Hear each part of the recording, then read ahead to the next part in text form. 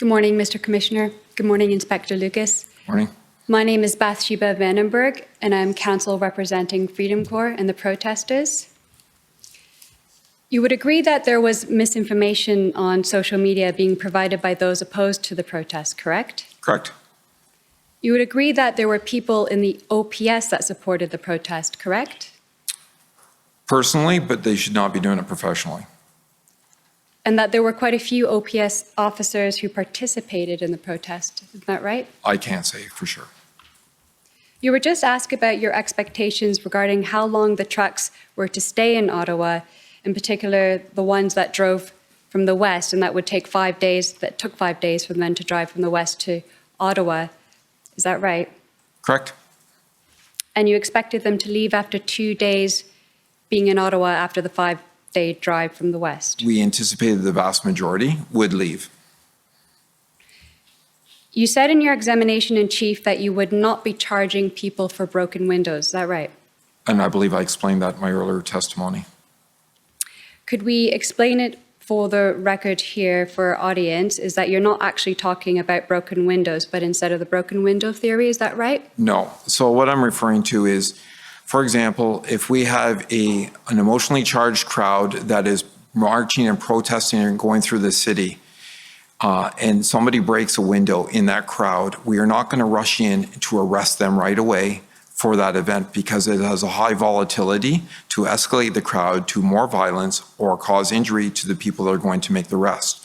We will document, we will investigate, and we will lay charges as applicable for that broken window. It just won't be an immediate action.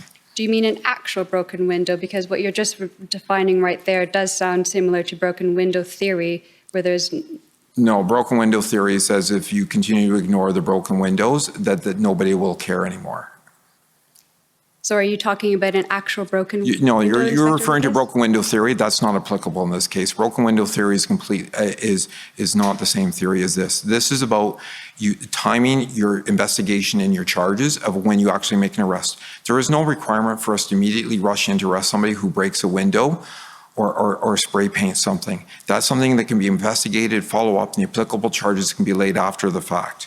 Now, if somebody were to pull a knife, we are going into that crowd and that person will be arrested because we have a responsibility to ensure public safety. That's right. So just to be clear, you're not talking about actual broken windows. No. Thank you, Inspector. From February 10th, you switched from operation level to tactical level, correct? That was my personal interpretation, yes. And do you agree that tactical level means managing day-to-day tactical operations? Yes. Last week, Mayor Watson testified that a senior OPS official was assigned to be on the ground on Wellington to coordinate the implementation of the February 12th deal with the truckers. Do you know who was that OPS officer assigned to coordinate the deal on the ground, particularly on February 14th? I believe it was Superintendent Drummond was assigned to do the follow-up with respect to the negotiations. Is it correct that Kelly Cochran is the coordinator of emergency management and business continuity for the City of Ottawa? I know she works in that office, yes. Do you recall communicating with Kelly Cochran on February 18, 2022? She was in the NCRCC almost on a daily basis, so. And do you recall Cochran referring to the arrested protesters as detainees? No. Do you recall what the weather was like on February 18, 2022? The first day of the arrest? That's correct. It was cold. Would you agree that it was minus 24 with a wind chill, thereabouts? It was cold because I actually remember watching the video of them lining them up and the officers giving up their own personal hand warmers to the people waiting in line to be processed on the bus. Would you agree that if one was inadequately dressed and didn't have those hand warmers and were exposed to the cold element, one would be at risk from getting cold injuries such as hypothermia, frostnip, or frostbite? There is a risk.